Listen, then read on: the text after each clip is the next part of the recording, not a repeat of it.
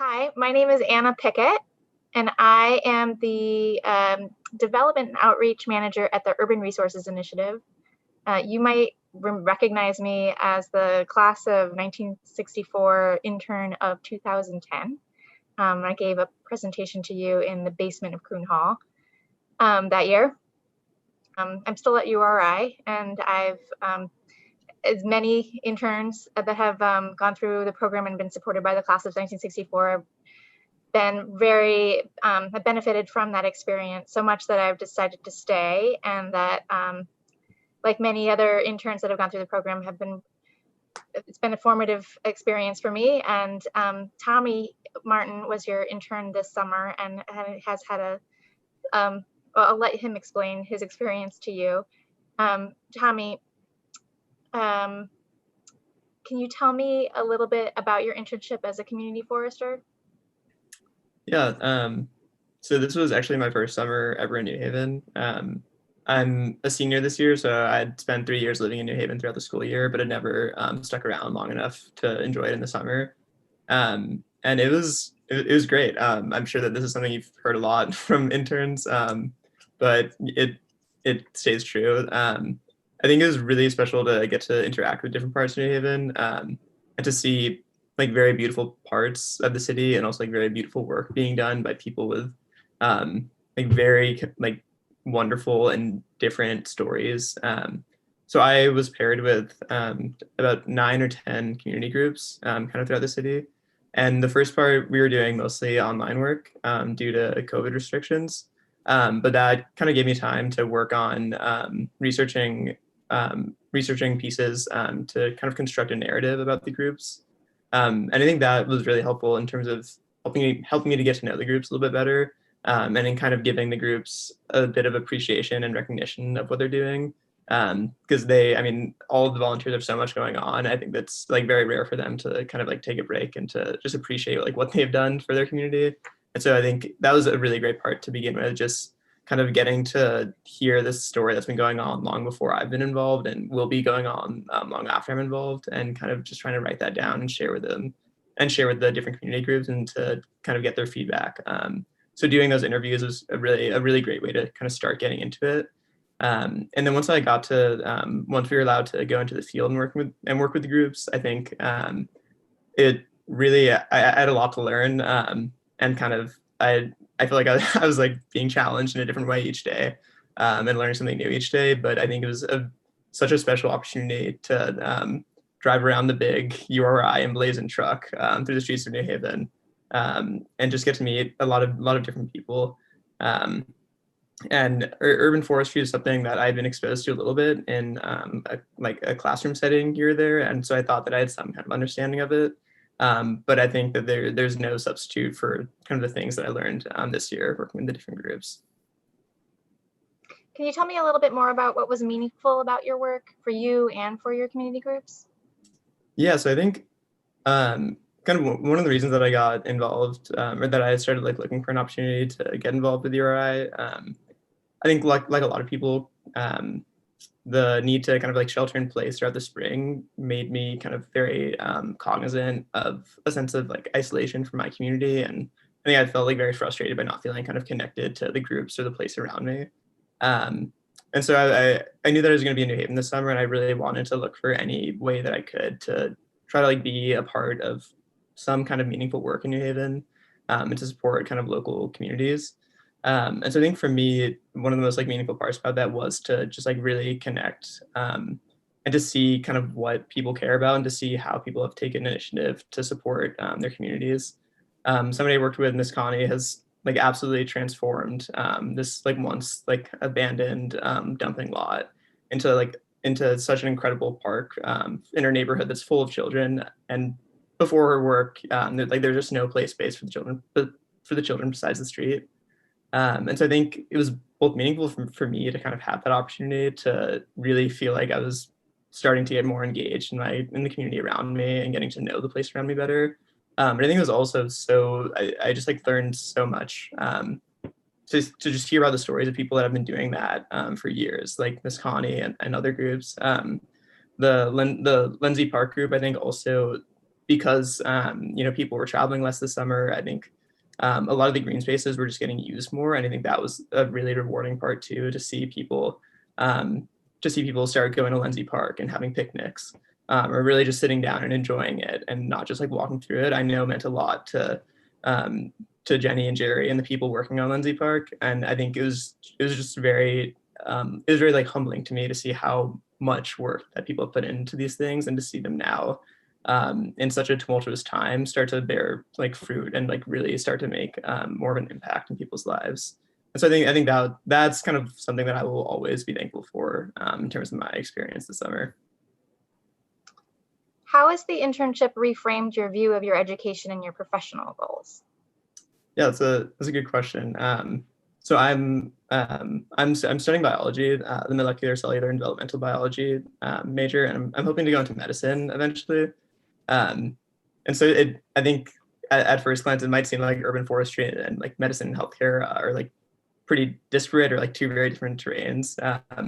But I think since having this experience, I think I've thought about kind of what I want out of working in medicine and healthcare like much differently than I did before. I think like getting to learning more about the practice of urban forestry and learning more about kind of why these community leaders were working on the projects they were working on did a lot in terms of teaching me how like the many different definitions of what health is, both on an individual level and on a community level. Like health is not something that is really confined to the walls of a hospital. It's something that it means, like feeling kind of like you have an impact on the people around you. It means having access to a space. It means feeling like you can find or earn access to a space for yourself and for the people around you. And so I think that I definitely want to keep that in mind, like as I move forward. And I also think that this like the focus on community driven and community based work is also so important in terms of any career, but I think especially in medicine. I think that trying to engage with a lot of different groups with a lot of different kind of agendas or focuses is such an important skill and value. And so getting to hear from people that worked in the city of New Haven, getting to hear from volunteers and the people that worked at the URI, I think was so helpful in that regard. I think also it also on kind of a different note has very much impacted kind of the groups that I'm hoping to work for in the future. I think like from the minute I joined URI, I was like constantly surrounded by, or virtually surrounded at first by like a group of very passionate and driven people that were there to like teach me a lot and to support me in my many initial struggles and like work to adapt. I think like I'm like so thankful for the other interns that I worked with. I got to work with one pretty closely on establishing a new butterfly garden. And so I think I learned as much from him as I did from just like the project itself. And so I think that the URI has definitely just shown me like how valuable and necessary it is to work with a group that you believe in and that believes in you. And I think, the continued support of the class of 64 is such a good example of that, and such is like such a sign of how special like the URI has become for so many people. And so that I think has been like very important and kind of where I want to see myself in the future. Well, thank you for sharing your experience with us. And we have Chris Ozick, who is the Greenspace manager. He's been with URI. I've been with URI for 10 years, and Chris has been in URI for 20. And so Chris and I both have benefited from the support from the class of 1964. And I know that, Chris, do you have a few words you want to share with us as well? The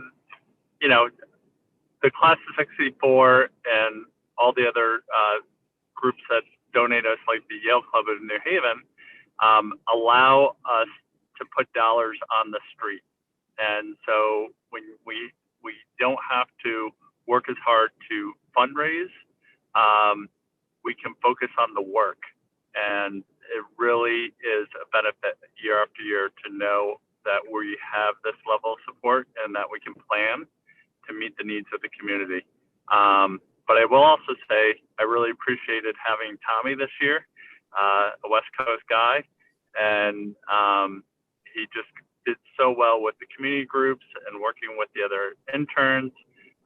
just a, nice ray of sunshine in this bleak year of COVID. Thank you so much for your support. Speaking of rays of sunshine, Tommy, do you have some photos that you could share with us from your experience this summer? Yeah, I do for Now sure. a good time to do that? Yeah, let me see if I can. I think you might have to enable my screen sharing now since you become the host. There you go. Great.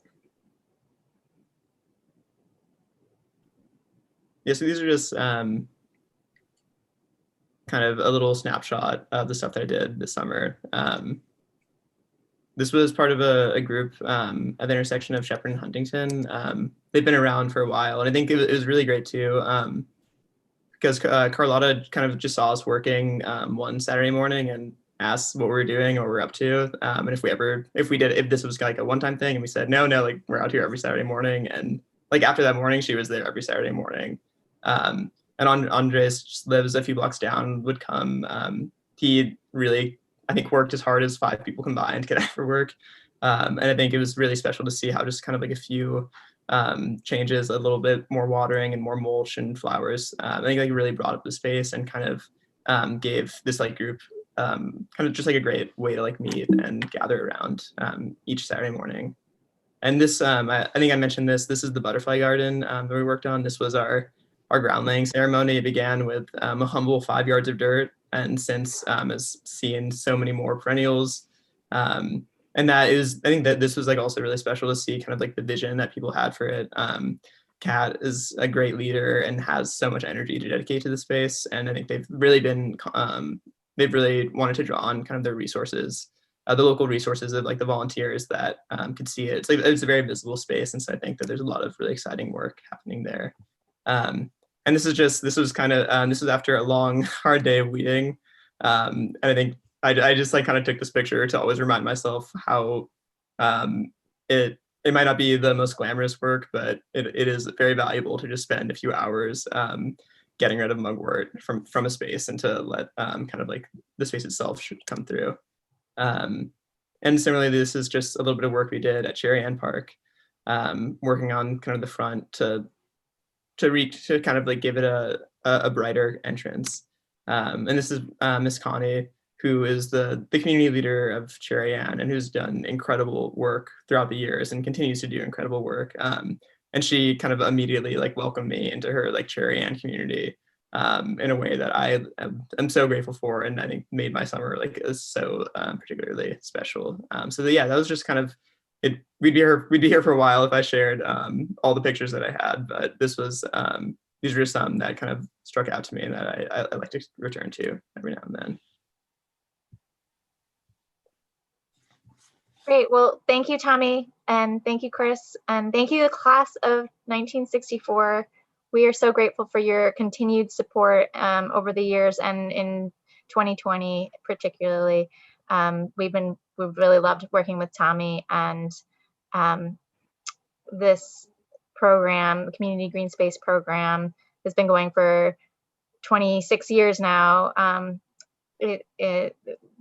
We couldn't do what we do without the generous support from the class of 1964. So thank you.